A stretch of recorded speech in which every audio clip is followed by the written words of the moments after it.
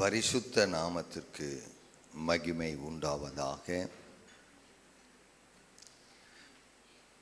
ஆராதனை நாளிலே, பரிசுத்த நாளிலே கூடி வந்திருக்கிற உங்கள் அனைவருக்கும் ஆண்டவரும் அருமை இரட்சகருமாகிய இயேசு கிறிஸ்துவின் இனிய நாமத்தில் வாழ்த்துதல்களை தெரிவித்துக் கொள்ளுகிறேன்.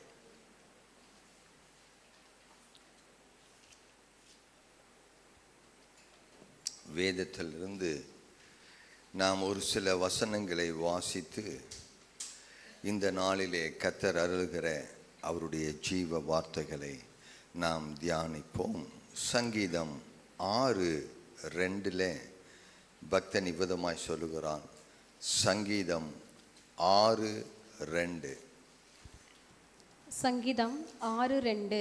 என்மேல் இரக்கமாயிரும் கர்த்தாவே, நான் பெலனற்று போனேன். என்னை குணமாக்கும் கர்த்தாவே, என் எலும்புகள் நடுங்குகிறது. சங்கீதக்காரனாகிய தாவீது, ராகத் தலைவனுக்கு ஒப்புவிக்கப்பட்ட தாவீதின் சங்கீதம் என்று சொல்லப்பட்டிருக்கிறது. என்மேல் இரக்கமாயிரும் கர்த்தாவே, நான் பெலனற்று போனேன். என்னை குணமாக்கும் என்று அவன் வேண்டிக் கொள்கிறான். வேதத்திலே அநேகர் வேண்டிக் கொண்டிருக்கிறார்கள். ஆண்டவரிடத்திலே தான் நாம் என்ன பண்ணுகிறோம்? வேண்டிக் கொள்ளுகிறோம். ஆண்டவனே, என்னை குணமாக்கும். ஆண்டவரே, என்னை சுகமாக்கும். என் வேதனை எப்படி இருக்குது? அதிகமாக இருக்கிறது என்று. இன்னொரு இடத்திலே சங்கீதக்காரன் நிபுதமாய் சொல்லுகிறான். சங்கீதம் 41:4. சங்கீதம் 41:4. கர்த்தாவே, என்மேல் இரக்கமாயிரும். உமக்கு விரோதமாய் பாவம் செய்தேன். என் ஆத்துமாவை குணமாக்கும் என்று நான் சொன்னேன். என் ஆத்துமாவை குணமாக்கும் என்று நான் சொன்னேன் என்று சங்கீதக்காரன் சொல்லுகிறான். என்னை குணமாக்கும் என்று சொன்னான். என் ஆத்துமாவை குணமாக்கும். ஆமேன், அல்லேலூயா. இன்னொரு இடத்துல எரேமியாவின் புஸ்தகத்தில் 17ஆம் அதிகாரம், எரேமியா 17:14.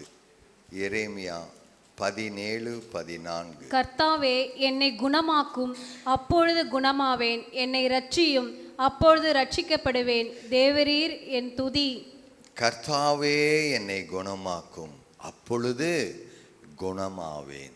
கர்த்தாவே, என்னை குணமாக்கும், அப்பொழுது குணமாவேன் என்று எரேமியா தீர்க்கதரிசியின் மூலமாய் அந்த தீர்க்கன் வேண்டிக் கொள்ளுகிற வேண்டுதல்களை நாம் பார்த்திருக்கிறோம். அதே போல ஆண்டவரிடத்திலேயும் ஒருவன் வந்து இவ்விதமாக வேண்டிக் கொள்ளுகிறான். யோவானுக்கு எழுதின சுவிசேஷம், யோவான் 4ஆம் அதிகாரம், யோவான் 4ஆம் அதிகாரம் 47வது வசனம். 4:47. இயேசு யூதேயாவிலிருந்து கலிலேயாவுக்கு வந்தார் என்று அந்த மனுஷன் கேள்விப்பட்ட போது அவரிடத்திற்கு போய் தன் மகன் மரண அவஸ்தையாய் இருந்தபடியினாலே அவனை குணமாக்கும்படி வர வேண்டும் என்று அவரை வேண்டிக் கொண்டான். தன்னுடைய மகன் மரண அவஸ்தையாய் இருக்கிறபடினால அவனை குணமாக்கும்படிக்கு யாரிடத்தில் வந்து வேண்டிக் கொள்கிறான்? இயேசுவின் இடத்திலே வந்து.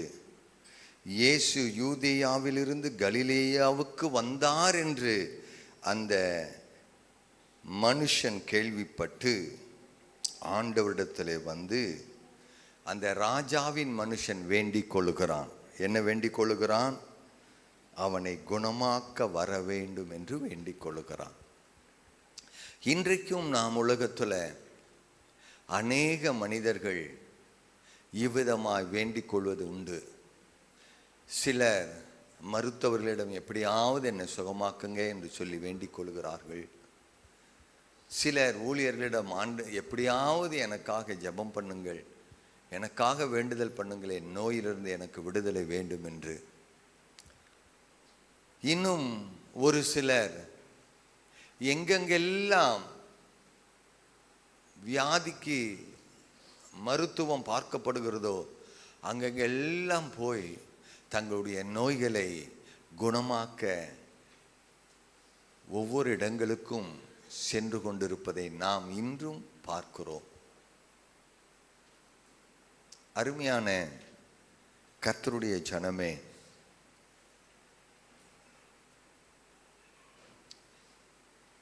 ஆண்டவரிடத்திலே வந்த, இயேசு கிறிஸ்துவனிடத்திலே வந்த ஒரு வியாதியஸ்தன் கூட அவன் வந்த வண்ணமாகவே போகவில்லை.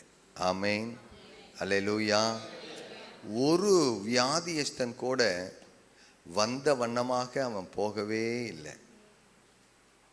ஆமென். மத்தேயு எழுதின சுவிசேஷம் 4ஆம் அதிகாரம் 23 25 வசனங்களை நாம் வாசிப்போமேயானால், மத்தேயு 4:23 25. பின்பு இயேசு கலிலேயா எங்கும் சுற்றி நடந்து அவர்களுடைய ஜெப ஆலயங்களிலே உபதேசித்து ராஜ்யத்தின் சுவிசேஷத்தை பிரசங்கித்து ஜனங்களுக்கு உண்டாயிருந்த சகல வியாதிகளையும் சகல நோய்களையும் நீக்கி சொஸ்தமாக்கினார். அவருடைய கீர்த்தி சீரியா எங்கும் பிரசித்தமாயிற்று. அப்பொழுது பலவிதமான வியாதிகளையும் வேதனைகளையும் அடைந்திருந்த சகல பிணியாளிகளையும் பிசாசு பிடித்திருந்தவர்களையும் சந்திர ரோகிகளையும் திமிர்வாதக்காரரையும் அவரிடத்தில் கொண்டு வந்தார்கள். அவர்களை சொஸ்தமாக்கினார். ஆமென், அல்லேலூயா. அவர் கலிலேயா எங்கும் சுற்றி நடந்து யூதர்களுடைய ஜெப ஆலயங்களிலே உபதேசித்து ராஜ்யத்தின் சுவிசேஷத்தை பிரசங்கித்து ஜனங்களுக்கு உண்டாயிருந்த சகல வியாதிகளையும் சகல நோய்களையும் நீக்கி சொஸ்தமாக்கினார். ஆமென். சுவிசேஷத்தை பிரசங்கித்தது மாத்திரமல்ல, ராஜ்யத்தின் சுவிசேஷத்தை அறிவித்தது மாத்திரமல்ல, ஜனங்களுக்கு உண்டாயிருந்த சகல வியாதிகளையும் சகல நோய்களையும் நீக்கி ஆண்டவர் இயேசு என்ன பண்ணாராமா? சொஸ்தமாக்கினார். ஆமென், அல்லேலூயா. அவருடைய கீர்த்தி அந்த தேசம் எங்கும் பரவியது. பக்கத்தில் இருக்கிற தேசங்கள் எல்லாம் பரவினது. பலவித வியாதிகளையும் வேதனைகளையும் அடைந்திருந்த சகல பிணியாளிகளையும் பிசாசு பிடித்தவர்களையும் சந்திர ரோகிகளையும் திமிர்வாதக்காரரையும் அவரிடத்தில் கொண்டு வந்தார்கள். அவர்களை சொஸ்தமாக்கினார். ஆமென், அல்லேலூயா. இயேசுவின் இடத்துல வந்து சுகமாகாம ஒருவரும் சென்றது இல்லை. ஆமென், அல்லேலூயா, அல்லேலூயா. அவர் நன்மை செய்கிறவராகவே என்ன பண்ணாரு? சுற்றி திரிந்தார். பாருங்க, வேதத்தில் அநேக அற்புதங்களை அநேக நோயாளிகளை சுகமாக்குனதை குறித்து வேதத்தில் எழுதப்பட்டிருக்கிறது. இயேசு சென்ற இடங்களிலெல்லாம் ஒரு அற்புதம். சென்ற இடங்களிலெல்லாம் நோயாளிகள் சுகமாகி கொண்டே இருந்தார்கள்.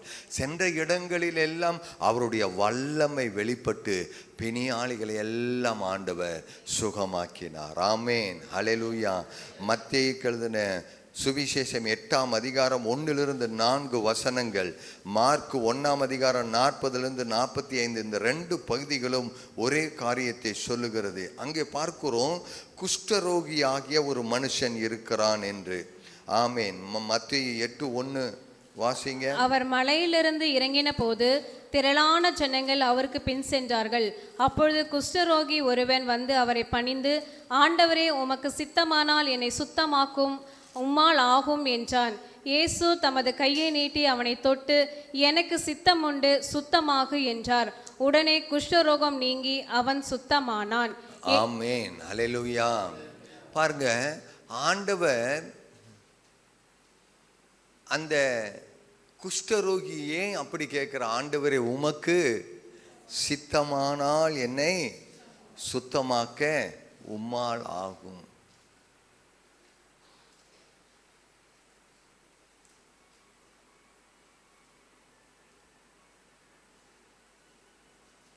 ஆண்டவராகிய இயேசு கிறிஸ்துனுடைய விருப்பம் சித்தம் என்னன்னா, எல்லா மக்களும் ஆரோக்கியமாய் வாழ வேண்டும் என்பதுதான். ஆமென், அல்லேலூயா.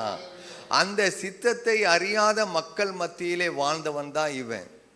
இந்த குஷ்டரோகி எல்லாம் ஜனத்தோடு ஜனமாய் வாழக்கூடாது, அவர்கள் தனித்து தான் இருக்கணும். ஆகவே ஆண்டவரே, உமக்கு சித்தமானால் என்னை சுத்தமாக்க உம்மால் ஆகும் என்று சொல்லுகிறான். உமக்கு சித்தமானால். ஆண்டவர் என்ன சொல்றாரு? எனக்கு சித்தம் உண்டு, சுத்தமாக. ஆண்டவர் கையை நீட்டி தொட்டு, ஆமென், அல்லேலூயா, அல்லேலூயா. பாருங்க, ஆண்டவர் சென்ற இடங்களிலெல்லாம் அவரை நம்பி வந்த, அவரை விசுவாசித்து வந்த எல்லாருடைய வாழ்க்கையிலேயும் அவர் அற்புதங்களை, அடையாளங்களை செய்தார். ஆமென், அல்லேலூயா. இயேசுவை நம்பி வந்த ஒருவரும் வெட்கப்பட்டு போனதே இல்லை. இயேசுவை நம்பி வந்த ஒருத்தரும் வியாதியோடு போனதே, திரும்ப போனதே இல்லை. எல்லாரையும் ஆண்டவர் என்ன பண்ணாரு? அவர் சுத்தமாக்கினார், மனதுருகினார். இயேசு பாருங்க, ஒரு நோயாளியை கண்டா அவருக்கு என்ன வந்துரு? ஒரு மனதுருக்கு. ஒரு குஷ்டரோகியை கண்டா அவனுக்கு, அவன் மேல ஒரு முடவனை கண்டா அவன் மேல ஒரு குருடனை கண்டா அவன் மேல. ஏன்னா அவர்கள் அப்படி வாழ்வது தேவனுடைய சித்தம் அல்ல, அல்ல, அல்ல. அவர் நன்மை செய்கிறவராக சுற்றி வந்தார். ஆமென், அல்லேலூயா. மத்தேயு எழுதின சுவிசேஷம் 8ஆம் அதிகாரம் 5வது வசனத்துல அந்த 100க்கு அதிபதியை குறித்து சொல்லப்பட்டிருக்கிறது. கப்பர்நகூமில் அந்த 100க்கு அதிபதி ஆண்டவரிடத்துல விசுவாசம் வைக்கிறான். இவன் யூதன் அல்ல, இவன் யாருங்க? ரோம போச்சேவகர்களுக்கு 100 பேருக்கு இவன் தளபதி, 100க்கு அதிபதி. அந்த ரோமன் அவன் ஆண்டவரிடத்துல என்ன பண்றான்? விசுவாசம் வைக்கிறான். அவன் ஆண்டவரத்துல வந்து, ஆண்டவரே, என் வேலைக்காரன் எப்படி இருக்கிறான்? கொடிய வியாதி வருத்தத்தோடு இருக்கிறான். நீங்க வந்து அவனை என்ன பண்ணுங்க? அவனை சொஸ்தமாக்குங்க. பாருங்க, அவனும் ஆண்டவரிடத்துல விசுவாசித்தான். யூதர்கள் மாத்திரமல்ல, புறஜாதிகளும் ஆண்டவரிடத்துல விசுவாசம் வைத்தார்கள். ஆமென், அல்லேலூயா. யூதருக்கு மாத்திரம் ரட்சிப்பு அல்ல, இல்ல. யூதருக்கு மாத்திரம் இல்ல, மனுக்குலம் அனைத்துக்கும் ரட்சிப்பை உண்டாக்க ஆண்டவர் இயேசு வந்தார். ஆமென், அல்லேலூயா. அந்த 100க்கு அதிபதியுடைய வேலைக்காரன் திமிர்வாதமாய் கஷ்டப்பட்ட போது அவனுக்காக இவன் வேண்டுதல் செய்தான். ஆண்டவர் என்ன சொல்றாரு? ஆண்டவர் அவனுடைய வார்த்தைகளை கேட்டு ஆச்சரியப்படுறார். ஆண்டவரே, நீர் என் வீட்டுக்கு வருவதற்கு நான் என்ன இல்ல, பாத்திரவான் அல்ல. நீர் ஒரு வார்த்தை மாத்திரம் சொல்லும், என் வேலைக்காரன் பிழைப்பான். ஹல்லேலூயா, ஹல்லேலூயா. நீர் ஒரு வார்த்தை மாத்திரம் சொல்லும், என் வேலைக்காரன் பிழைப்பான். அவனுடைய விசுவாசத்தை கண்டு ஆண்டவர் இயேசுவே ஆச்சரியப்படுகிறார். யூதருக்குள்ளும் இப்படிப்பட்ட விசுவாசத்தை நான் காணவில்லை. ஆண்டவரே, அந்த விசுவாசத்தை எனக்கு தாங்க. ஆமென், அல்லேலூயா. ஆண்டவர் இயேசுவை நம்பி வந்திருக்கிறேன். என்னை அவர் கண்டு காணாமல் இருப்பது போல் இருப்பது இல்லை. அவர் கட்டாய என்னை பார்ப்பார், என் உள்ளத்தை பார்ப்பார். ஆமென். உள்ளத்தில் இருக்கிற என் வேண்டுதலுக்கு கட்டாயம் ஆண்டவர் பதில் கொடுப்பார், பதில் கொடுப்பார். மனிதர்களால் கூடாதது, மருத்துவர்களால் கூடாதது, உலகத்தில் நடக்காத காரியமாக இருந்தாலும் ஆண்டவர் இயேசுவாலே அது. ஆமென். அவர் நன்மை செய்கிறவராய் இந்த உலகத்துல ஊழியம் செய்த நாட்களிலே சென்ற இடங்களில் எல்லாம் அற்புதங்களை செய்தார். நோயாளிகளை குணமாக்கினார், நோயாளிகளை ஆண்டவர். ஆமென், அல்லேலூயா. மத்தேயு 8ஆம் அதிகாரம் 16-17 வசனங்களை வாசிப்போமே. ஆனால் 8:16-17. அஸ்தமான போது பிசாசு பிடித்திருந்த அநேகரை அவரிடத்தில் கொண்டு வந்தார்கள். அவர் அந்த ஆவிகளை தமது வார்த்தையினாலே துரத்தி பிணியாளிகள் எல்லோரையும் சொஸ்தமாக்கினார். அவர்தாமே தம்முடைய பலவீனங்களை ஏற்றுக்கொண்டு நம்முடைய நோய்களை சுமந்தார் என்று ஏசாயா தீர்க்கதரிசியினால் உரைக்கப்பட்டது நிறைவேறும்படி இப்படி நடந்தது. ஆமேன். அஸ்தமனமான போது பிசாசு பிடித்திருந்த அநேகரை அவரிடத்தில் கொண்டு வந்தார்கள். அவர் அந்த ஆவிகளை தமது வார்த்தையினாலே துரத்தி பிணியாளிகள் எல்லாரையும் என்ன பண்ணாரு? சொஸ்தமாக்கினார். 100 பிணியாளிகள் வந்தாலும் 100 பேர்த்தி ஆண்டவர் என்ன பண்ணிடுறாரு? சுகமாக்கிறார். ஆமேன். அல்லேலூயா.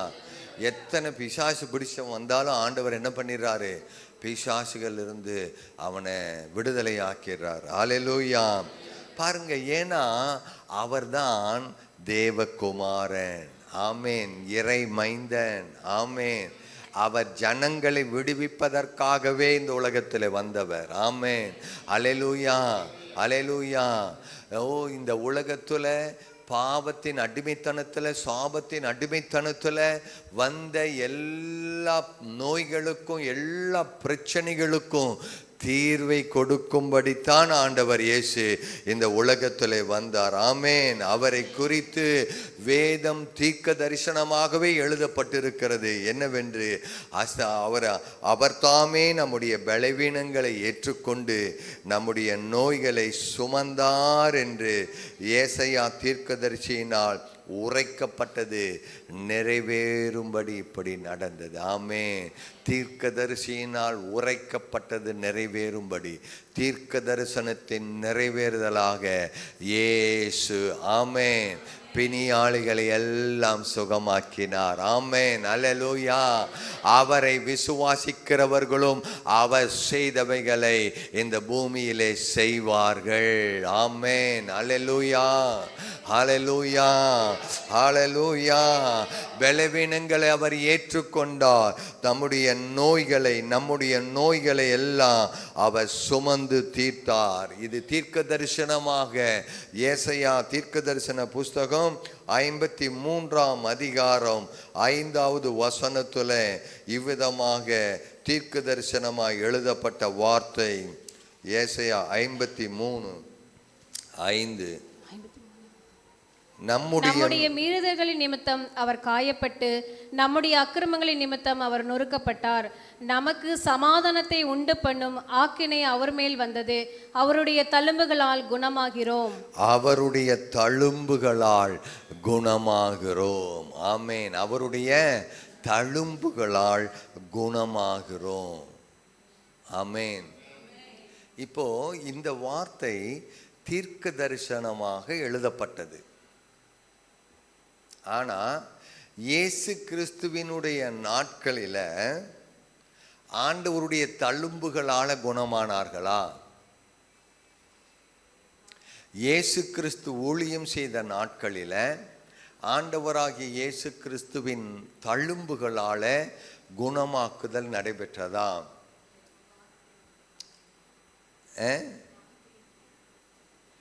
இயேசு கிறிஸ்துடைய வார்த்தை, இயேசு கிறிஸ்துவனுடைய சரீரம், இயேசு கிறிஸ்துவனுடைய வல்லமை.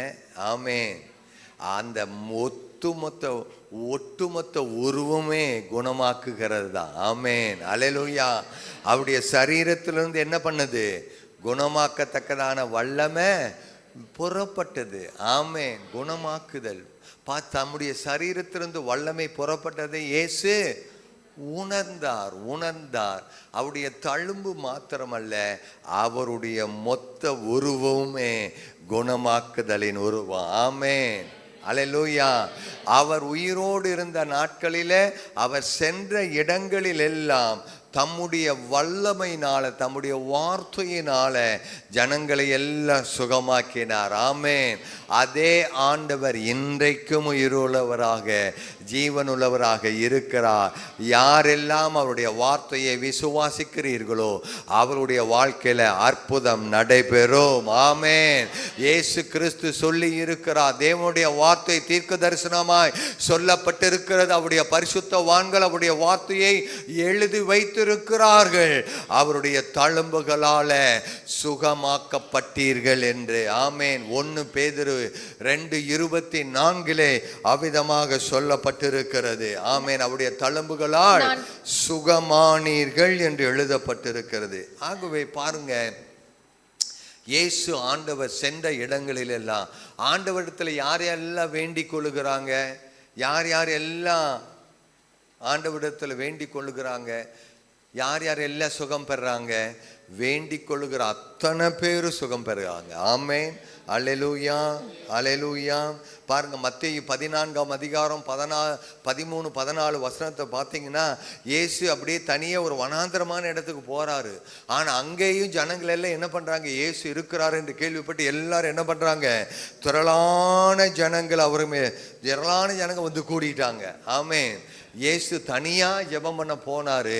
ஆனாலும் ஜனங்க என்ன பண்ணிட்டாங்க, இயேசு இருக்கிறார் என்று கொண்டு திரளாக வந்துட்டாங்க. அந்த திரளான ஜனங்களை பார்த்து இயேசு என்ன பண்ணாரு, மனது உருகி, ஆமேன், அவர்களில வியாதியஸ்தர்களா இருந்தவர்களை ஆண்டவர் என்ன பண்ணாரு, சொஸ்தமாக்கினார். ஆமேன். யாரெல்லாம் அங்க வந்தாங்களோ, திரளான ஜனங்க வந்தாங்க. அதுல யார் யாரெல்லாம் வியாதியா இருந்தாங்களோ அத்தனை பேரையும் ஆண்டவர் என்ன பண்ணாரு, அந்த ஜனங்களை பார்த்தா ஆண்டவருக்கு ஒரு மனது இருக்கும். ஆமேன். குருடனை பார்த்தா ஆண்டவருக்கு மனது இருக்கும். மத்தேயு 20:33-34 பார்த்தீங்கன்னா, இந்த 2 குருடர்கள் ஆண்டவரிடத்தில் என்ன பண்றாங்க, மத்தேயு 20:33-34. அதற்கு அவர், ஆண்டவரே, எங்கள் கண்களை திறக்க வேண்டும் என்றார்கள். இயேசு மனதுருகி அவர் கண்களை தொட்டார். உடனே அவர்கள் பார்வையடைந்து அவருக்கு பின் சென்றார்கள். ஆமேன். உடனே அவர்கள் பார்வை அடைந்து அவருக்கு பின் சென்றார்கள். ஆமேன். அல்லேலூயா. பாருங்க, ஆண்டவர் சொல்றாரு, ஆண்டவரே எங்க கண்களை திறக்க வேண்டும். சரி, நம்ம ஆண்டவர்கிட்ட வேண்டிக் கொண்டா ஆண்டவர் செய்வாரா? ஆண்டவர் செய்வாரா? நம்ம வேண்டிக் கொண்ட ஆண்டவர் செய்வாரா? அன்றைக்கு அவர் ஜீவனோடு இந்த உலகத்தில் 3.5 ஆண்டுகள் ஊழியம் செய்த போது அவரிடத்தில் வந்த அத்தனை பேரையும் அவர் சுகமாக்கினார். இன்றைக்கு அவர் இப்போ எங்கே இருக்கிறாரு? அவர் உயிர்த்தெழுந்து, மரித்தோரிலிருந்து உயிர்த்தெழுந்து அவர் பிதாவினுடைய வலது பார்சத்தில் அவர் என்ன பண்றாரு, வீற்றிருக்கிறார். இன்றைக்கு ஆண்டவர் அவ்விதமான விண்ணப்பத்தை கேட்டு சுகம் தருவாரா? சுகம் தருவாரா? கட்டாயம் தருவார். ஆமேன். அவர் இன்றைக்கும் ஜீவிக்கிறவராக இருக்கிறார். ஆமேன். அல்லேலூயா. அன்றைக்கு ஆண்டவர் ஒரு இடத்திலிருந்து இன்னொரு இடத்துக்கு சென்று ஊரை அந்த பட்டணங்கள் எல்லாம் சுற்றி திரிந்து ஊழியம் செய்தார். இன்றைக்கு எல்லா இடங்களிலேயும் அவருடைய மகிமை வெளிப்பட்டு கொண்டே இருக்கிறது, அவருடைய வல்லமை வெளிப்பட்டு கொண்டே இருக்கிறது. இன்றைக்கும் இயேசுவின் நாமத்தினாலே வேண்டிக் கொள்ளும் போது கட்டாயம் ஆண்டவர் அந்த வேண்டுதலுக்கு பதில் கொடுத்து சுகம் கொடுக்கிறவராகவே இன்றைக்கும் இருக்கிறார். ஆமென். இயேசுவின் நாமத்தில் இன்றைக்கும் அற்புதங்கள் நடக்கிறது, அடையாளங்கள் நடக்கிறது.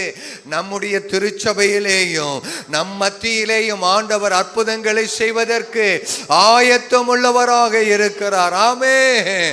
அவரிடத்திலே வேண்டிக் கொண்டால் போதும், அவர் நம்மேல மனதுருகி நம்முடைய நோய்களை அவர் குணமாக்குவார், நம்முடைய குறைவுகளை அவர் நீக்குவார். ஆமென். ஹல்லேலூயா, ஹல்லேலூயா. பாருங்க, மார்க் எழுதின சுவிசேஷம் 5:30 வஸ்திரத்தின் ஓரத்தை தொட்ட அந்த பெரும்பாடுள்ள ஸ்திரீக்கு என்ன ஆயிருது? அற்புத சுகம் உண்டானது. ஆண்டவர் உணர்ந்தார். திரளான ஜனங்கள் நெருக்கின பொழுதும் அந்த வல்லமை அவரிடத்து வந்து புறப்பட்டதை அவர் உணர்ந்து கொண்டார். ஆமே. அந்த ஸ்திரீ தன்னுடைய சரீரத்தில் ஏற்பட்ட சுகத்தை உணர்ந்து ஆண்டவருடைய பாதத்தில் விழுகிறார். ஆமென். அல்லேலூயா. அவருடைய வஸ்திரத்தை தான் தொட்டா, ஆனா வல்லமை வஸ்திரத்திலிருந்து போகல. எங்கிருந்து போகுது? வஸ்திரத்தை தான் தொட்டா, ஆனா வல்லமை வஸ்திரத்திலிருந்து போகல. எங்கிருந்து போச்சு? அவருடைய சரீரத்திலிருந்து. ஆமென். அவர் உணர்கிறார், என்னுடைய சரீரத்திலிருந்து வல்லமை. அப்ப அவருடைய சரீரமே வல்லமையான சரீரம். ஹல்லேலூயா, ஹல்லேலூயா. விசுவாசிக்கிற யாவருக்கும் ஆமென், ஆமென், அவருடைய முழு சரீரமே சுகமளிக்கிற சரீரமாக செயல்படும். ஆமென், ஹல்லேலூயா. அதை உணர்ந்து ஆண்டவர் கேட்கிறார். ஆமென். நாம் இன்னைக்கு எங்கே அவருடைய சரீரத்தை தொட முடியுமா? அவருடைய வஸ்திரத்தை தொட முடியுமா? ஆனால் அவருடைய வார்த்தையை நாம் என்ன பண்ணலாம்? ஆமென், வார்த்தையை தொட முடியும். ஆமென். நம்முடைய இருதயத்தில் அவருடைய வார்த்தையை விசுவாசித்து, ஆண்டவரே, அன்றைக்கு உம்முடைய வஸ்திரத்தின் ஓரத்தை தொட்ட ஸ்திரீயை சுகமாக்கினது போல இன்றைக்கும் உம்முடைய வசனத்தை நான் என் இருதயத்தில் நான் வைத்து விசுவாசிக்கிறேன். என்னை குணமாக்கும் என்று சொல்லும்போது, என்னை பலப்படுத்தும் என்று சொல்லும்போது, என் பலவீனத்திலிருந்து எனக்கு பலனை தாரும், பலவீனத்தை நீக்கி என்னை பலப்படுத்தும் என்று சொல்லும்போது, கர்த்தர் மெய்யாகவே நம்முடைய விண்ணப்பத்தை கேட்கிறவராக இருக்கிறார். ஆமென், அல்லேலூயா. லூக்கா 5ஆம் அதிகாரம் 17வது வசனம், மார்க் 2ஆம் அதிகாரம் 1ஆம் வசனத்துல, கப்பர்நகூமிலே அவர் இருந்தபோது திரளான ஜனங்களுக்கு அவர் உபதேசித்து கொண்டிருந்தார். யாரெல்லாம் இருந்தாங்கன்னா, கலிலேயாவிலிருந்து வந்தவர்கள், யூதேயாவிலிருந்து வந்தவர்கள், எருசலேமிலிருந்து வந்த பரிசேயர்கள், நியாய சாஸ்திரிகள் எல்லாம் அங்க இருக்கிறாங்க. அப்போ அந்த இடத்துல இயேசுவிடத்திலிருந்து பிணியாளிகளை குணமாக்கத்தக்கதான கர்த்தருடைய வல்லமை விளங்கிற்று. ஆமென், அல்லேலூயா, அல்லேலூயா. பாருங்க, பிணியாளிகளை பாருங்க. அங்க யார் இருக்கிறானா? பரிசேயர்கள் இருக்கிறாங்க, நியாய சாஸ்திரிகள் இருக்கிறாங்க. இப்போ குணமாக்கத்தக்க கர்த்தருடைய வல்லமை வெளிப்படும் போது இந்த பரிசேயர்களும் நியாய சாஸ்திரிகள் என்ன பண்றாங்க?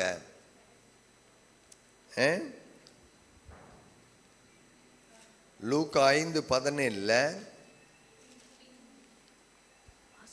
பின்பு ஒரு நாள் அவர் உபதேசித்து கொண்டிருந்த போது கலிலேயா யூதேயா நாடுகளிலுள்ள சகல கிராமங்களிலும் எருசலேம் நகரத்திலும் இருந்து வந்த பரிசேயரும் நியாய சாஸ்திரிகளும் உட்கார்ந்திருந்தார்கள். அப்பொழுது பிணியாள்களை குணமாக்கத்தக்கதாக கர்த்தருடைய வல்லமை விளங்கிற்று. கர்த்தருடைய வல்லமை விளங்கிற்று.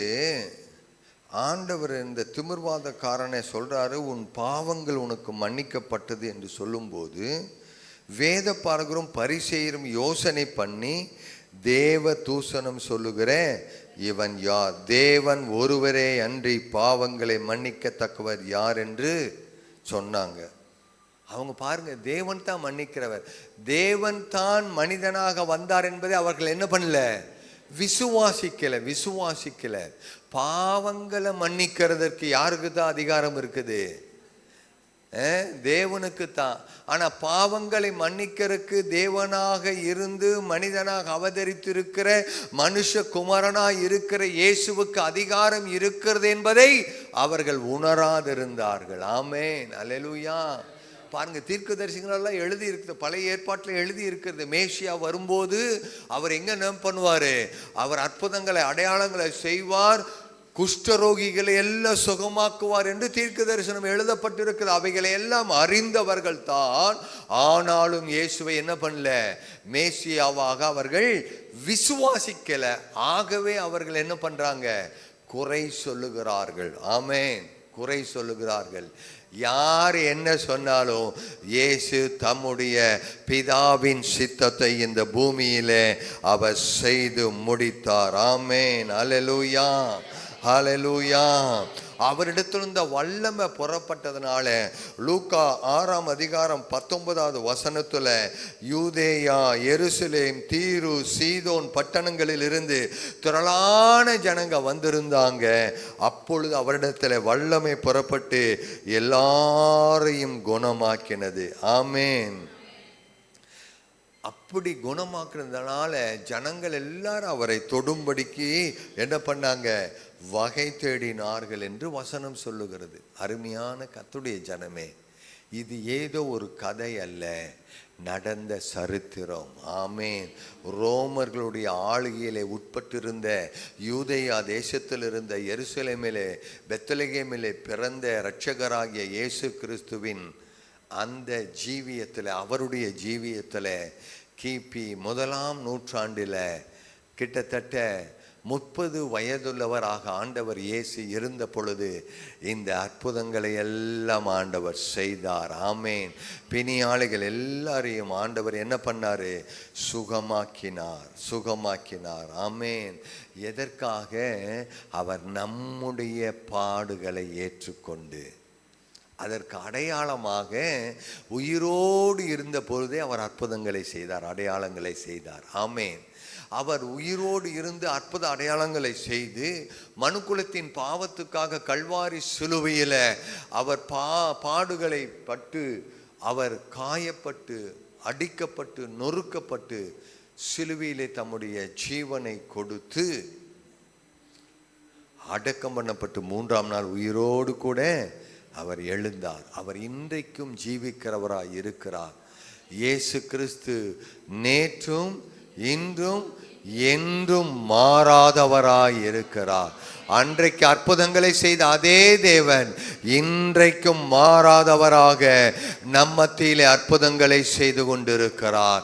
அவரை விசுவாசிக்கிறவருடைய வாழ்க்கையில அந்த அற்புதங்கள் கட்டாயம் நிறைவேறும். இயேசுவால குணமாக்க முடியாத வியாதி உலகத்துல இல்லை. மருத்துவர்களால் சுகமாக்க முடியாத வியாதிகள் இருக்கும். ஆனா இயேசுவால சுகமாக்க முடியாத, மருத்துவர்களால் கைவிடப்பட்ட ஸ்திரீயும் வந்தா இயேசு அவர்களை சுகமாக்கினார். ஆமென். அல்லேலூயா. இன்றைக்கும் மருத்துவர்களால் சுகமாக்க முடியாத நோய்களை ஆண்டவர் சுகமாக்கி கொண்டிருக்கிறார். தம்முடைய வல்லமையை வெளிப்படுத்தி கொண்டிருக்கிறார். தம்முடைய ரட்சிப்பை அவர் வெளிப்படுத்தி கொண்டே இருக்கிறார். அவருடைய காருண்யம், அவருடைய மனதுருக்கம், அவருடைய அன்பு இன்றைக்கும் மக்கள் மீது ஊற்றப்பட்டு கொண்டே இருக்கிறது.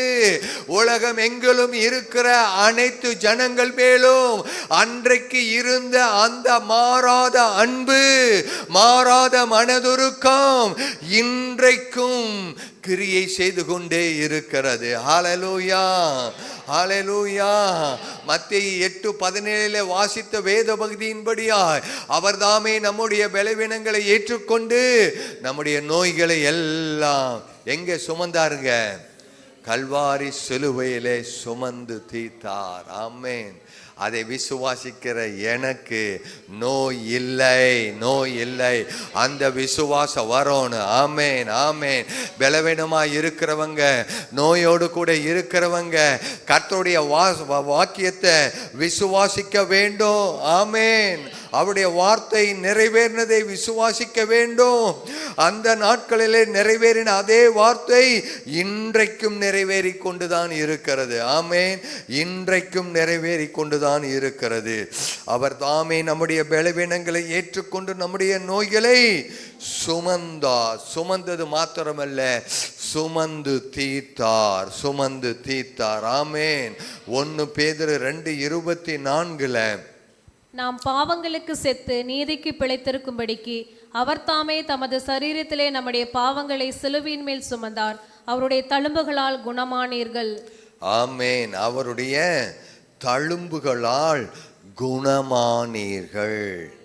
நாம் பாவங்களுக்கு செத்து நீதிக்கு பிழைத்திருக்கும்படிக்கு அவர் தாமே தமது சரீரத்தில் நம்முடைய பாவங்களை சிலுவையின் மேல் சுமந்தார். அவருடைய தழும்புகளால் குணமானீர்கள். அவருடைய தழும்புகளால் குணமானீர்கள். குணமானீர்கள்னா எதை குறிக்கிறது? நடக்க போறத குறிக்குதா? நடந்த முடிந்ததை குறிக்குதா? நடந்து முடிந்ததை. 1 பேதுரு 3 அதிகாரம் 24 வசனத்தில் இது எழுதப்பட்ட காலம் எப்போ? கிபி 60 வாக்கில் எழுதப்பட்டது. 55-60 கிபி. அந்த காலத்தில் நாம் இருந்தோமா? அந்த காலத்தில் நாம் இருந்தோமா? இல்லை. ஆனால் வசனம் என்ன சொல்லுது? அவருடைய தழும்புகளினால் குணமானீர்கள். வாசிக்கிற ஒவ்வொருவருக்கும் அந்த வார்த்தை பொருந்து. ஆமென், அல்லேலூயா. அவருடைய தழும்புகளால் குணமானீர்கள். அப்போ இந்த வசனம் நமக்கு என்ன அறிவுறுத்துகிறது, என்ன நினைவூட்டுகிறது என்றால், நீ பிறப்பதற்கு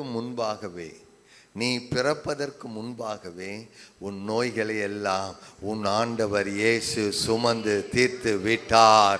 அல்லேலூயா, அல்லேலூயா. நீ பிறப்பதற்கு முன்பாகவே உன் நோய்களை எல்லாம் கல்வாரி சிலுவையிலே உன் ஆண்டவர் இயேசு, உன்னை நேசிக்கிற ஆண்டவர் இயேசு கல்வாரி சிலுவையிலே சுமந்து தீர்த்து விட்டார். ஆமென்.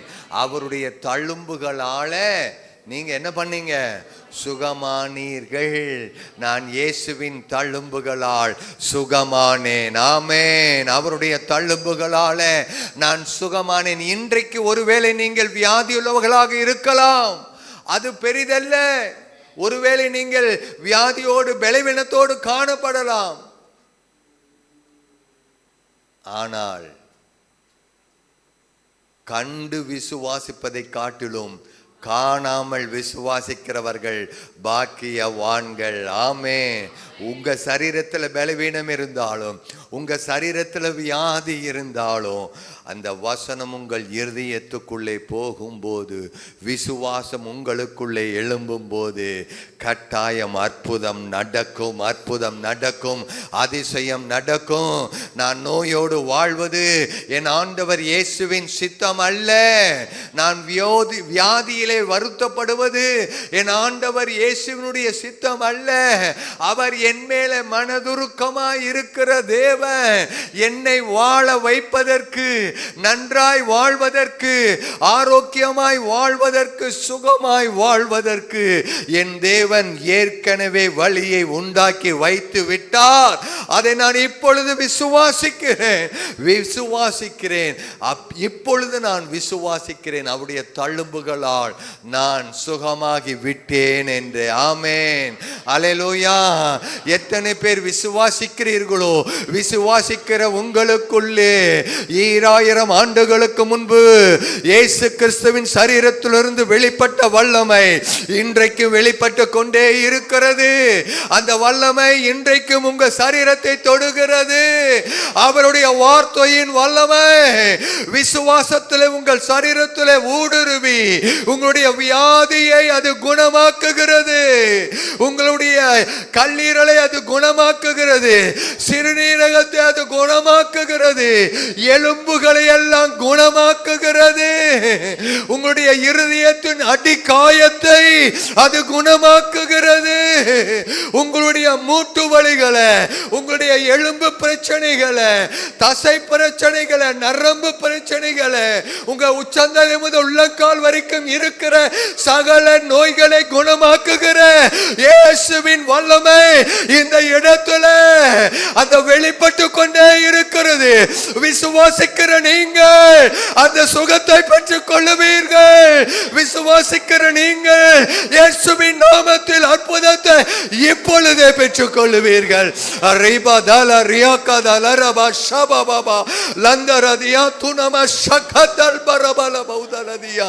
அவர் இன்றைக்கும் ஜீவிக்கிறார். இன்றைக்கும் அவருடைய வல்லமை வெளிப்பட்டு கொண்டே இருக்கிறது.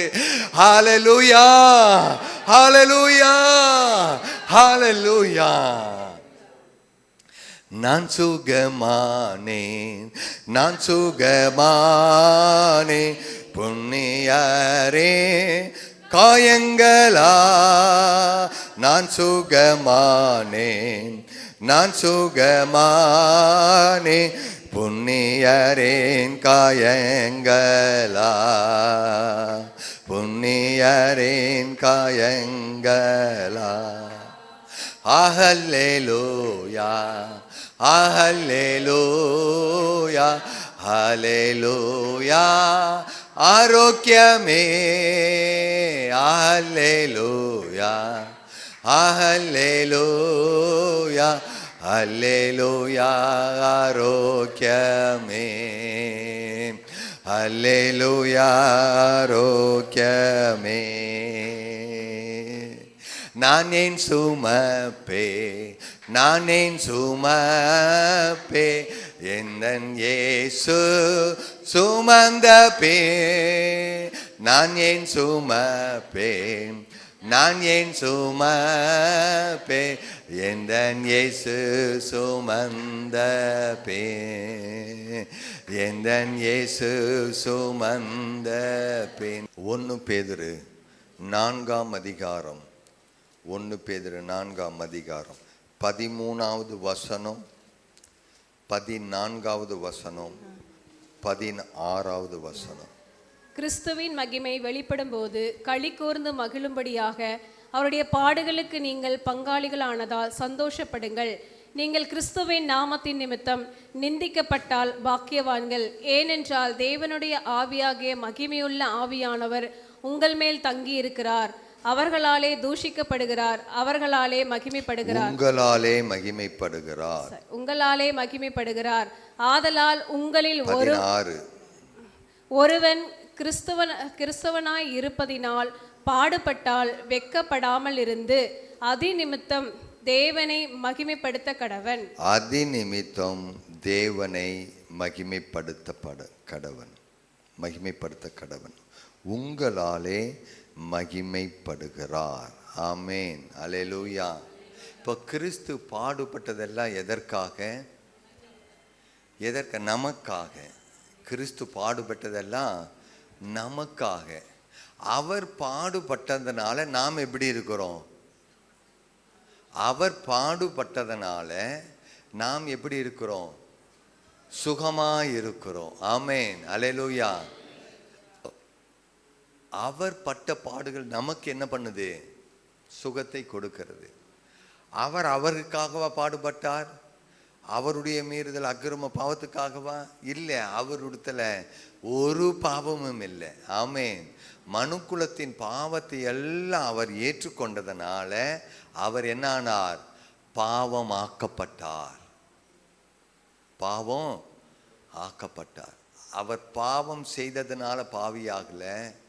நம்ம எல்லாருடைய பாவங்களையும் அவர் ஏற்றுக்கொண்டதனால, நம்முடைய பாவங்களை எல்லாம் அவர் ஏற்றுக்கொண்டதனால, நம்முடைய மீறுதல்களையும் அவர் ஏற்றுக்கொண்டதனால, நம்முடைய அக்கிரமங்களை எல்லாம் அவர் ஏற்றுக்கொண்டதனால அவர் பாவமாக்கப்பட்டார்.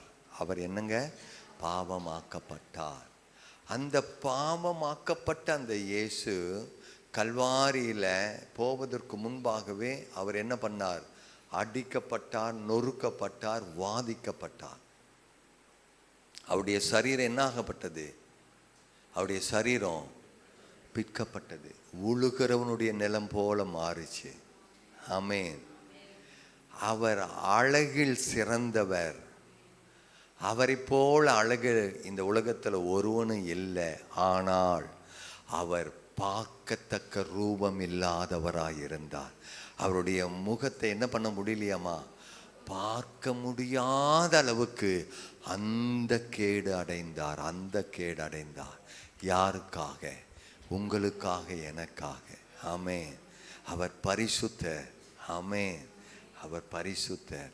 ஆனால் நம்முடைய எல்லாருடைய மனுக்குலத்தின் பாவத்தை ஏற்றுக்கொண்டதனால அவர் பாடுபட்டு அவர் நமக்கு என்ன பண்ணிக்கிறாரு?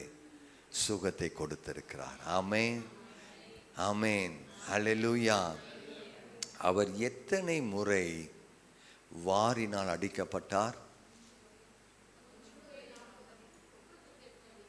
எத்தனை முறை அவர் வாரினால் அடிக்கப்பட்டார்? 1 குறைய 40 அடிகள்.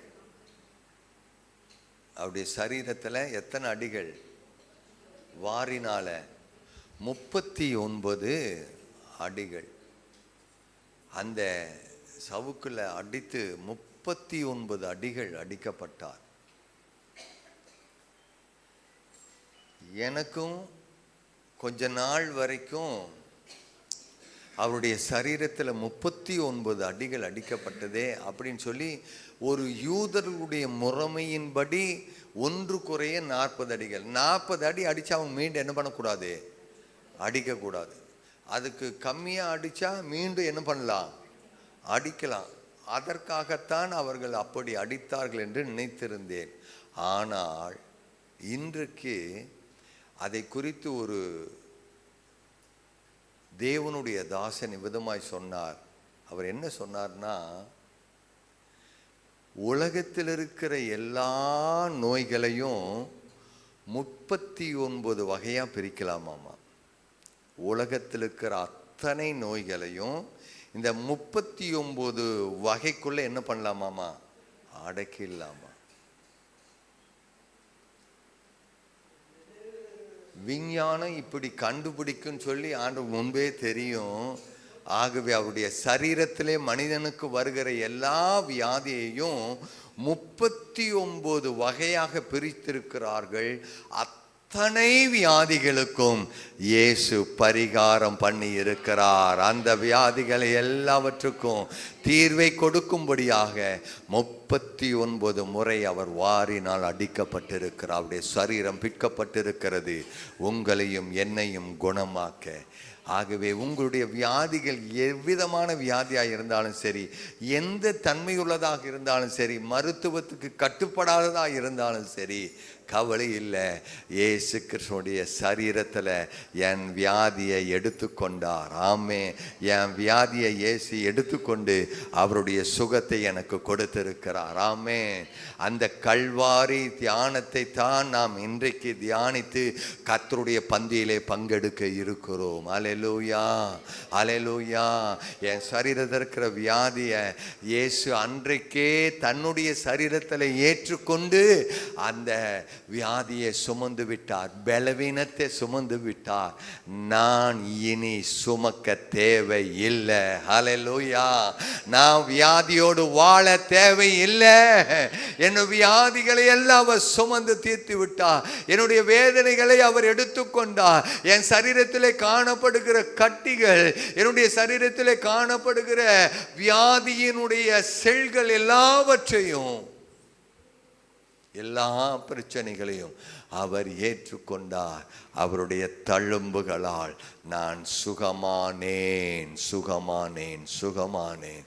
ஆமேன். விசுவாசிக்கிற ஒவ்வொருடைய வாழ்க்கையிலையும் ஆண்டவர் அற்புதத்தை இப்பொழுதே செய்வாராக. Rhema Hussey லரதல பௌதலதியா. அப்படி ஆண்டவருடைய பாடுகளை, அவருடைய துக்கங்களை, அவருடைய காயங்களை நாம் தியானிக்கும் போது என்னுடைய தீமையினால, பாவத்தினால அவர் காயங்கள் பட்டார். என்னுடைய அக்கிரமத்தினால் அவர் நொறுக்கப்பட்டார். எனக்கு சமாதானத்தை உண்டு பண்ணுகிற ஆக்கினை தீர்ப்பு அவர் மேலே வந்தது. அவருடைய தழும்புகளால் நான் சுகமானேன். ஆமேன். ஹல்லேலூயா, ஹல்லேலூயா. வேத வசனத்தை விசுவாசிக்கிற ஒவ்வொருடைய வாழ்க்கையிலையும் அவர் அற்புதங்களை செய்கிறார். ஆண்டவருடைய உதவியை நாடுவோம், பரிசுத்த ஆவியானவரை நாடுவோம். ஆண்டவரே, வேதத்தின் மகத்துவங்களை நான் அறிந்து அதன்படி வாழ பிரகாசமுள்ள மனக்கண்களை எங்களுக்கு தருவீராக. இங்கே வந்திருக்கிற ஒவ்வொருடைய வாழ்க்கையிலையும் பிரகாசமுள்ள மனக்கண்ணை கர்த்தர் கொடுத்து வாழ்க்கையில் இருக்கிற எல்லா குறைவுகளையும் அவர் நீக்குவாராக. ஆமேன். தேவனுடைய பரிபூரண சித்தம் நம் எல்லாருடைய வாழ்க்கையிலேயும் நிறைவேறுவதாக. ஆமேன். ஹல்லேலூயா. அவர்தாமே ஏசாயா 53:5 நம்முடைய மீறுதல்கள் நிமித்தம் அவர் காயப்பட்டு, நம்முடைய அக்கிரமங்கள் நிமித்தம் அவர் நொறுக்கப்பட்டார். நமக்கு சமாதானத்தை உண்டு பண்ணும் ஆக்கினை அவர் மேல் வந்தது, அவருடைய தழும்புகளால் குணமாகிறோம். ஆமென். அவருடைய தழும்புகளால் நாம் குணமாகிறோம். கர்த்தருடைய சத்தியம் இது. ஏசாயா கிறிஸ்து பிறப்பதற்கு முன்பு, கிறிஸ்து பிறப்பதற்கு 700 ஆண்டுகளுக்கு முன்பாகவே ஏசாயா தீர்க்கதரிசி எழுதியிருக்கிறான்.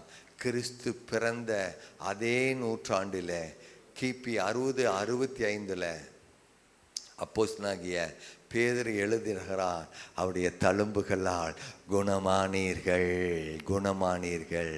அன்றைக்கு அவருடைய தழும்பு காயப்படவில்லை, அவர் அடிக்கப்படவில்லை, நொறுக்கப்படவில்லை. ஆகவே அவருடைய தழும்புகளால் குணமாகிறோம் என்று எழுதினார். ஆனால் பேதுரு எழுதுகிறார், அவர் காயப்பட்டார், அடிக்கப்பட்டார், நொறுக்கப்பட்டார்.